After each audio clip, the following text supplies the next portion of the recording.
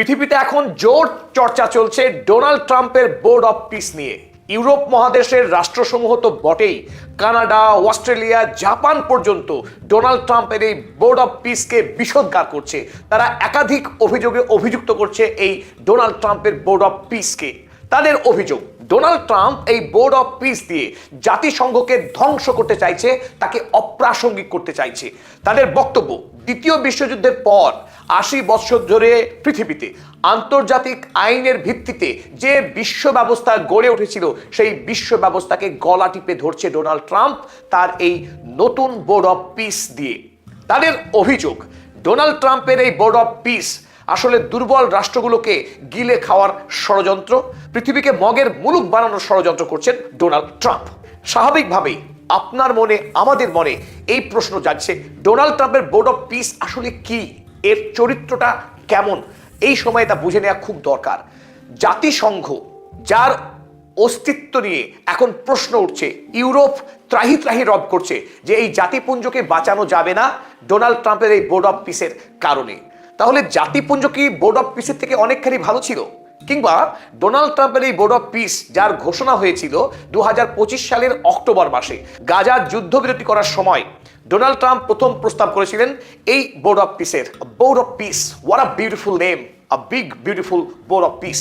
তিনি বলেছিলেন, অনেক সুখ্যাতি করেছে বোর্ড অফ পিসের। এখন সেই বোর্ড অফ পিস পৃথিবীর গণতন্ত্রের জন্য, আন্তর্জাতিক আইনের জন্য, পৃথিবীর রাষ্ট্রগুলির সার্বভৌমিকতা এবং ভৌগোলিক অখণ্ডতার প্রশ্নে এক অত্যন্ত ভয়ঙ্কর বিপদ হতে চলেছে বলে বিশ্ববাসীর এখন অভিমত। চলুন আজকের এই ভিডিওতে আমরা দেখে নিই ডোনাল্ড ট্রাম্পের বোর্ড অফ পিস, যার আনুষ্ঠানিক উদ্বোধন করলেন, তার সাইনিং ইন সেরিমনি সম্পন্ন হয়ে গেল সুইজারল্যান্ডের ডাভোস শহরে।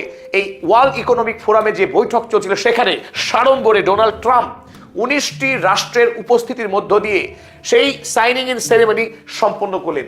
যে বোর্ড অফ পিসের মেম্বার হলো সৌদি আরব, তুরস্ক, কাতার, উজবেকিস্তান, ইউরোপের বুলগেরিয়া, কোসোভো, হাঙ্গেরি থেকে শুরু করে লাতিন আমেরিকার আর্জেন্টিনা, প্যারাগুয়ে, একাধিক রাষ্ট্র।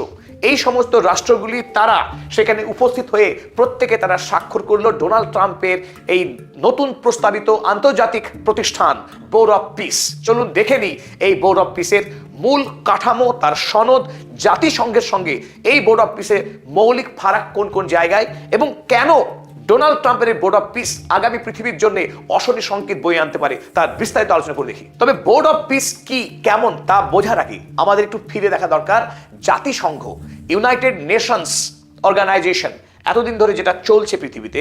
১৯৪৪ সালে তার প্রতিষ্ঠা হয়েছিল আনুষ্ঠানিকভাবে। আমেরিকার তৎকালীন রাষ্ট্রপতি ফ্র্যাঙ্কলিন ডি রুজভেল্ট, ইংল্যান্ডের প্রধানমন্ত্রী উইনস্টন চার্চিল, তারা একযোগে কাজ করেছিলেন দ্বিতীয় বিশ্বযুদ্ধের যে ভয়াবহতা, পৃথিবীর যে লক্ষ লক্ষ মানুষের মৃত্যু, সীমাহীন ধ্বংসকাণ্ড, পৃথিবীতে তৃতীয়বারের জন্য এই বিশ্বব্যাপী যুদ্ধ যাতে আর না হয়, পৃথিবীকে যুদ্ধের হাত থেকে বাঁচানোর লক্ষ্য নিয়ে জাতিসংঘের প্রতিষ্ঠা হয়েছিল ১৯৪৪ সালে। তারপর পৃথিবীতে যদিও তৃতীয় বিশ্বযুদ্ধ হয়নি, কিন্তু যুদ্ধ যে হয়নি এ কথা বলা যাবে না। পৃথিবীতে একাধিকবার যুদ্ধ হয়েছে, তবু জাতিপুঞ্জ তার কার্যক্রম এখনো পর্যন্ত চালিয়ে যাচ্ছে। এই জাতিপুঞ্জ আন্তর্জাতিক আইনের কথা বললেও, বিশ্বের প্রতিটি রাষ্ট্রের সার্বভৌমিকতাকে স্বীকৃতি দিলেও, সবলের অত্যাচার, দুর্বলের ভোগান্তি তার কিন্তু সমাধান করতে পারেনি জাতিপুঞ্জ। এই জাতিপুঞ্জ বিশেষ করে মুসলিম পৃথিবীর জন্য একটা মারাত্মক অভিশাপ হিসেবেই পৃথিবীতে তৈরি হয়েছিল। কারণ জাতিপুঞ্জের তৈরির ঠিক ৪ বছরের মাথায় ১৯৪৮ সালে জাতিপুঞ্জ স্বীকৃতি দিয়েছিল ইসরায়েল নামক পৃথিবীর এক অভিশাপের। আরব ভূমিতে প্যালেস্টাইন রাষ্ট্রে হঠাৎ সেই প্যালেস্টাইনের মানুষকে বিতাড়িত করে নাকবার মধ্য দিয়ে তৎকালীন সময়ে ৭ লক্ষ ফিলিস্তিনি হঠাৎ করে এক রাতের মধ্যে তারা বিদেশি হয়ে যায়, তারা রাষ্ট্রহারা হয়ে যায়, বাস্তুহারা হয়ে যায় এই জাতিসংঘের পাশ করা আইনের দ্বারা। তাই জাতিসংঘ একটি নিরীহ প্রতিষ্ঠান, এ কথা বলার কোনো সুযোগ নেই। একটি রাষ্ট্রকে নির্মূল করে দেওয়া, রাষ্ট্রের সকল মানুষকে চিরতরে বিদেশি করে দেওয়া, সেই ৪৮ সাল থেকে শুরু করে আজ ২০২৬ সাল পর্যন্ত ফিলিস্তিনিদের জীবনের সমস্যার সমাধান হয়নি। বারবার এই জাতিপুঞ্জে বারবার আইন হয়েছে, রেজুলেশন হয়েছে, ইন্টারভেনশন হয়েছে, কিন্তু ফিলিস্তিনিরা তাদের রাষ্ট্র ফিরে পায়নি। অন্যদিকে ইসরায়েলের যে ইহুদিরা, যাদেরকে অ্যাডলফ হিটলারের মতো স্বৈরাচারী শাসক তিনি নির্বিচারে খুন করছিলেন, গুম করছিলেন, সেই সমস্ত অত্যাচারিত পীড়িত ইহুদিরা যাদের ইউরোপে বাস করার অধিকার ছিল না, সেই সমস্ত ইহুদিদের নিয়ে একটা সম্পূর্ণ বেআইনি রাষ্ট্র তৈরি করলো এই জাতিসংঘ আরব দেশে, যাদের সঙ্গে আরবের কোনো সম্পর্কই ছিল না। অন্যায় করলো ইউরোপ, শাস্তি পেল প্যালেস্টাইনের মানুষ। প্যালেস্টাইনের মানুষ বরং তাদেরকে আশ্রয় দিয়েছিল মানবিকতার খাতিরে প্রথম দিকে 1917 সালের পর থেকেই। আর সেই সমস্ত ফিলিস্তিনিদেরকে দেশ ছাড়া করেছিল এই আমেরিকা যুক্তরাষ্ট্র, ইংল্যান্ড, ফ্রান্স, এদের মতো রাষ্ট্র। তারা আইন করে জাতিসংঘকে কাজে লাগিয়ে এই এত বৎসর ধরে, বিগত 80 বৎসর ধরে নিষ্ঠুরভাবে অত্যাচার করে আসছে এই মধ্যপ্রাচ্যের দেশগুলোকে, আরব ভূমিকে। এই জাতিসংঘ আইন করে একটা সুন্দর বন্টননামা করে দিয়েছিল পৃথিবীটাকে। মধ্যপ্রাচ্যের তেল সম্পদকে ভোগ করার, লুণ্ঠন করার অধিকার নিয়েছিল একরকম আমেরিকা যুক্তরাষ্ট্র। অন্যদিকে আফ্রিকা মহাদেশে যে সীমাহীন প্রাকৃতিক সম্পদ, কয়লা, সোনা, বিপুল পরিমাণে যে প্রাকৃতিক সম্পদ নির্বিচারে লুট করছিল ইউরোপ। ঠিক যে কারণে দ্বিতীয় বিশ্বযুদ্ধের সূচনা হয়েছিল। তার কারণ অ্যাডলফ হিটলার আফ্রিকা নয়, এশিয়া নয়, ইউরোপ মহাদেশের মধ্যেই চেকোস্লোভাকিয়া, পোল্যান্ড দখল করবার অভিযান চালিয়েছিলেন। তখন এই অ্যাডলফ হিটলারকে থামানোর জন্যে আমেরিকা, ইংল্যান্ড, ফ্রান্স একত্রিত হয়ে জার্মানির উপরে সামরিক হামলা শুরু করে, দ্বিতীয় বিশ্বযুদ্ধ শুরু করে। অপরাধ কি ছিল? অ্যাডলফ হিটলারের অপরাধ ছিল সাম্রাজ্যবাদী আগ্রাসন আফ্রিকায় চালালে ইউরোপের টনক নড়তো না, এশিয়ায় আক্রমণ করলে আমেরিকার টনক নড়তো না। অ্যাডলফ হিটলারকে সারা পৃথিবীর কুখ্যাত ভয়ঙ্কর একনায়ক হিসেবে তার যে ছবি তৈরি করা হয়েছে সেটা সম্পূর্ণ ইউরোপীয় একটা ন্যারেটিভ, মিথ্যা। যদি অ্যাডলফ হিটলার সাম্রাজ্যবাদী হয়, আগ্রাসী হয়, একই আগ্রাসী Donald Trump, Franklin D Roosevelt, Winston Churchill, America, ইউরোপের যে সমস্ত শাসক এতদিন শাসন করেছে পশ্চিমী দুনিয়া, প্রতিটি শাসকই একনায়ক, প্রতিটি শাসকই মানবতার শত্রু, তারা আন্তর্জাতিক আইনের শত্রু, তারা পৃথিবীর একাধিক রাষ্ট্রকে তাদের সার্বভৌমিকতাকে কেড়ে নেওয়া, সেই দেশের মানুষকে খুন করা, গুম করা, সমস্ত অপরাধী পশ্চিমী দুনিয়ার এই সমস্ত শাসকরা। তাই জাতিপুঞ্জ তৈরির মধ্য দিয়ে তারা পৃথিবীতে যে আইনের শাসনের কথা আজকে বলছেন সেটা সম্পূর্ণ মিথ্যা। মার্ক কার্নি কানাডার প্রধানমন্ত্রী ড্যাভোসে দাঁড়িয়ে যে কথা বললেন, ইউরোপের রাষ্ট্রদেরকে মধ্যম শক্তি তৈরি করার আহ্বান করলেন। কি বললেন? যে আপনারা টেবিলে আসুন, আলোচনা করুন, না হলে টেবিলের খাবারের মেনু হয়ে যাবেন। হ্যাঁ, নতুন করে বোর্ড অফ পিস, ডোনাল্ড ট্রাম্পের বোর্ড অফ পিস তৈরি হওয়ার পর আলোচনার টেবিলে না বসলে ইউরোপ মহাদেশ তারা মেনু হয়ে যাবে আমেরিকার কাছে। এতদিন ধরে মিডল ইস্ট যখন মেনু হয়েছিল, খাদ্য হয়েছিল ইউরোপের, খাদ্য হয়েছিল আমেরিকার, তখন কিন্তু ইউরোপ এই কথা বলেনি, কানাডা এই কথা বলতে আসেনি। কানাডা আজকে বিরাট স্বাধীনতার কথা বলছে, সাম্যের কথা বলছে, আন্তর্জাতিক আইনের কথা বলছে। এই মার্ক কার্নি কোথায় ছিলেন? মার্ক কার্নি আপনার কানাডা যখন ইরাক হামলা করেছিল ন্যাটো বাহিনীর সদস্য হয়ে, আপনার কানাডা কোথায় ছিল যখন আফগানিস্তানে 20 বছর ধরে তালিবানের সাধারণ আফগানদের খুন করলেন? হ্যাঁ, আপনার হাতে রক্তের দাগ আছে মার্ক কার্নি। ফ্রান্সের রাষ্ট্রপতি ম্যাক্রন, আপনি বড় বড় কথা বললেন ড্যাভোসে দাঁড়িয়ে। আপনার ফ্রান্স আজ পর্যন্ত আফ্রিকার রাষ্ট্রগুলোকে নির্মমভাবে ঔপনিবেশিক লুণ্ঠন চালাচ্ছে। এই ইংল্যান্ড, এই ফ্রান্স, এরা আজকে আন্তর্জাতিক আইনের কথা বলছে, তারা কথা বলছে জাতিসংঘকে বাঁচাতে হবে। কারণ এবার শিকার হচ্ছে, যে খাদক, সেই খাদক এবার খাদ্যে পরিণত হয়েছে আরো বড়, আরো ভয়ঙ্কর শিকারীর কাছে, শিকারীর ঠেলায় পড়ে। এবার বাঘ গাছে উঠছে, ধান খাওয়ার কথা বলছে, আইনের কথা বলছে। তাই জাতিসংঘকে এমন নিরীহ প্রতিষ্ঠান বলার কোনো কারণ নেই। জাতিসংঘ অন্যায়কে আইনে রূপ দিয়েছে। আমেরিকা এবং ইউরোপ যে অন্যায় করে আসছে বিগত 80 বছর ধরে পৃথিবীর বুকে, প্রতিটা অন্যায়কে ন্যায় বলে চালিয়ে দিয়েছে। জাতিসংঘ কি? জাতিসংঘ আসলে আমেরিকা এবং ইউরোপের যে সাম্রাজ্যবাদ, তাদের যে ঔপনিবেশিকবাদ, তাকে লিগালাইজ করা, তাকে আইন সঙ্গত করা, তাকে আইনি মোড়ক দেওয়ার কাজ করে এসছে এতদিন পৃথিবীতে। তাই জাতিসংঘ কোনো ন্যায়ের প্রতীক নয়, কোনো ধোয়া তুলসী পাতা নয়। এখন $1 ট্রিলিয়ন প্রশ্ন হচ্ছে এই, ইউরোপ মহাদেশ ডোনাল্ড ট্রাম্পের বোর্ড অফ পিসকে কেন এত ভয় করছে? কারণ তারা জানে ইউরোপ এবং আমেরিকা মিলে আফ্রিকা এবং মধ্যপ্রাচ্যের উপর থেকেই শুধু তারা কি পরিমাণে অত্যাচার করেছে, কি পরিমাণে শোষণ করেছে সেখানকার প্রাকৃতিক সম্পদকে। আজকের সময়ে দাঁড়িয়ে আমেরিকা যুক্তরাষ্ট্র তার বোর্ড অফ পিসকে ভয় করছে ইউরোপ এই কারণেই, কারণ আগামী দিনে তারা আমেরিকার খাদ্য হতে পারে। এই ইউরোপ মহাদেশকে আমেরিকা শোষণ লুণ্ঠন শুরু করতে পারে। তার একটি মারাত্মক ডকুমেন্টারি রয়েছে সাম্প্রতিক সময়ে, এর উপরে অনেকগুলো গবেষণাপত্র হয়েছে। শুধুমাত্র 1990 সাল থেকে 2015 সাল পর্যন্ত গ্লোবাল নর্থ অর্থাৎ ইউরোপ এবং আমেরিকা মিলিতভাবে এই আফ্রিকা এবং মধ্যপ্রাচ্য থেকে তারা 242 ট্রিলিয়ন ইউএসডি পরিমাণ সম্পদ তারা লুণ্ঠন করেছে মাত্র 25 বছরে। 1990 থেকে 2015 এই মাত্র 25 বছরের সময়ে ইউরোপ আমেরিকা এই আফ্রিকা এবং মধ্যপ্রাচ্য থেকে তারা যদি 242 ট্রিলিয়ন ইউএসডি সম্পদ লুণ্ঠন করতে পারে, তাহলে বিগত 300 বছর ধরে তারা এই কাজ করে আসছে। তাহলে আগামী দিনে ইউরোপকে আমেরিকার কাছে কি পরিমাণ মাসুল দিতে হতে পারে যদি তারা সাবঅর্ডিনেট হয়ে যায়? আমেরিকা যদি আগামী দিনে তার কলোনাইজেশন করে ফেলে ইউরোপকে, তাহলে ইউরোপের কপালে কি দুঃখ অপেক্ষা করছে সেই কথা ভেবেই এবার শিউরে উঠছে। এই কারণেই ইউরোপ আজও গালি পারে অ্যাডলফ হিটলারকে, মুসোলিনিকে, কারণ তারা ইউরোপ মহাদেশে এই কলোনাইজেশন শুরু করেছিল। আজকে ট্রাম্প ঠিক একই কাজ শুরু করেছে। ট্রাম্প আফ্রিকা এশিয়া তো বটেই, তার এবার দৃষ্টি পড়ছে ইউরোপের উপরে। ইউরোপকে সে এবার কলোনি করতে চায়। তার প্রমাণ গ্রিনল্যান্ড এবং কানাডা। ইতিমধ্যেই যখন ডোনাল্ড ট্রাম্প লাতিন আমেরিকার ভেনেজুয়েলার রাষ্ট্রপতি নিকোলাস মাদুরোকে অপহরণ করে আনলো, তখন নির্লজ্জতার সাথে ইংল্যান্ডের প্রধানমন্ত্রী কিয়ের স্টারমার প্রশংসা করলেন ডোনাল্ড ট্রাম্পের। কতটা নির্লজ্জ হতে পারে এই ইউরোপের রাষ্ট্রপতি প্রধানমন্ত্রীরা? তারা আজ এখন ডোনাল্ড ট্রাম্পের বিরোধিতা করছেন, তার বিপক্ষে এখন গাড়ি পাচ্ছেন। কারণ এবার ভেনেজুয়েলা নয়, খোদ ইউরোপ ডেনমার্কের গ্রিনল্যান্ডের উপর থাবা বসাতে চলেছেন ডোনাল্ড ট্রাম্প। তাই ডোনাল্ড ট্রাম্প আজ খারাপ হয়ে গেলেন।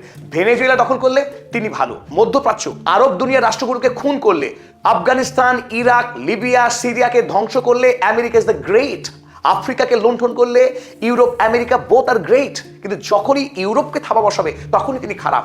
এই যে ডাবল স্ট্যান্ডার্ড ইউরোপের, সেই ডাবল স্ট্যান্ডার্ড আজ মুখোশ খুলে গেছে। মুখোশ খুলে গেছে জেলেনস্কিদের মতো বর্বর রাষ্ট্রপ্রধানদের। যে বর্বর রাষ্ট্রপ্রধান ইউক্রেনের রাষ্ট্রপতি ভলোদিমির জেলেনস্কি, তিনি ডোনাল্ড ট্রাম্পকে ধন্যবাদ জ্ঞাপন করেছিলেন নিকোলাস মাদুরোকে অপহরণ করবার জন্য। বুঝুন তারা অমানবিকতার কোন সীমানায় পৌঁছতে পারেন। তা স্বাভাবিকভাবেই প্রশ্ন উঠছে, ডোনাল্ড ট্রাম্পের বোর্ড অফ পিস আসলে কি, তার কাঠামোটাই বা কেমন হবে?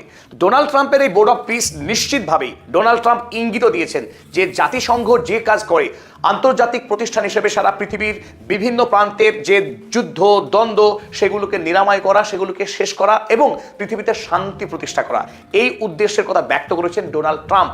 ঠিক যে কাজের জন্য জাতিসংঘ তৈরি হয়েছিল আজ থেকে 80 বছর আগে। তাই ডোনাল্ড ট্রাম্পের বোর্ড অফ পিস সত্যি সত্যি যদি কাজ শুরু করে, তাহলে আগামী দিনে আমেরিকা যুক্তরাষ্ট্র কোনোভাবেই জাতিসংঘকে বাঁচিয়ে রাখবে না।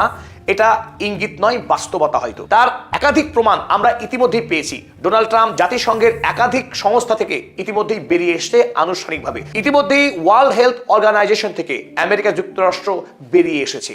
তো চলুন দেখে নেওয়া যাক বোর্ড অফ পিসের যে সনদ, তার যে গঠনটা কিরকম হবে।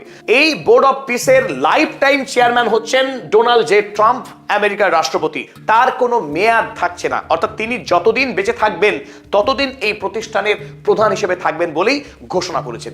এবং এই চেয়ারম্যান যে টিম নিয়ে কাজ করবেন, সেই টিম হলো আসলে পৃথিবীর বিভিন্ন রাষ্ট্রের রাষ্ট্রপ্রধানরা। তবে এখানে একটি কথা তাৎপর্যপূর্ণ, ডোনাল্ড ট্রাম্পের এই বোর্ড অফ পিসের মেম্বার যে কোনো রাষ্ট্র চাইলেই হতে পারবে না।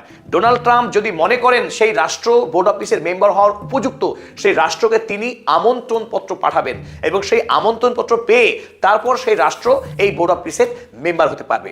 তার নিচে থাকবে এই এক্সিকিউটিভ বোর্ডস। এক্সিকিউটিভ বোর্ডস যেমন ধরুন গাজা বোর্ড অফ পিস, সেই গাজা বোর্ড অফ পিসের কাজই হবে গাজার যে যুদ্ধ পরবর্তী যে সমস্ত সমস্যা সেগুলোকে নিরসন করে শান্তিপূর্ণভাবে গাজা সমস্যার সমাধান করা। ঠিক অনুরূপভাবেই রাশিয়া এবং ইউক্রেনে যে যুদ্ধ চলছে সেখানকার যুদ্ধ মেটানোর জন্য তিনি আরো একটি নতুন করে এক্সিকিউটিভ বোর্ড তৈরি করবেন। অনুরূপভাবে সুদানের সমস্যা, পৃথিবীতে যেখানেই যুদ্ধ চলছে, সমস্যা চলছে, সেই সমস্যাকে সমাধান করবার জন্য ডোনাল্ড ট্রাম্প প্রস্তাব দিয়েছেন নতুন নতুন এক্সিকিউটিভ বোর্ড তৈরি হবে, আর সেই বোর্ড কাজ করবে ডোনাল্ড ট্রাম্পের চেয়ারম্যানশিপে। তবে ডোনাল্ড ট্রাম্পের এই বোর্ড অফ পিসের মেম্বারশিপ নেওয়া যাবে আমন্ত্রণের ভিত্তিতে। 3 বছরের জন্য একটি রাষ্ট্র সদস্য থাকতে পারে, কিন্তু তারপর যদি লাইফ টাইম মেম্বারশিপ নিতে হয় তাহলে অবশ্যই 1 বিলিয়ন ইউএসডি পরিমাণের টাকা ঢালতে হবে সেই রাষ্ট্রকে, যা ভারতীয় মুদ্রায় গিয়ে দাঁড়ায় 9,169 কোটি টাকা।